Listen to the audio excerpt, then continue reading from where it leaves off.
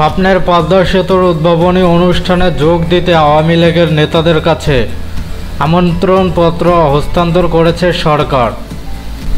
রাজধানীর ধানমন্ডিতে আওয়ামী লীগ সভানেত্রীর রাজনৈতিক কার্যালয়ে গিয়ে আমন্ত্রণপত্র হস্তান্তর করা হয়। সরকারের পক্ষ থেকে সড়ক পরিবহন ও সেতু মন্ত্রণালয়ের সেতু বিভাগের উপসচিব দুলাল চন্দ্র সূত্রধর আমন্ত্রণপত্রটি হস্তান্তর করে। আওয়ামী লীগের পক্ষ থেকে দলটির সাংগঠনিক সম্পাদক এস.এম. কামাল হোসেনের নেতৃত্বে একটি প্রতিনিধি দল আমন্ত্রণপত্রটি গ্রহণ করে।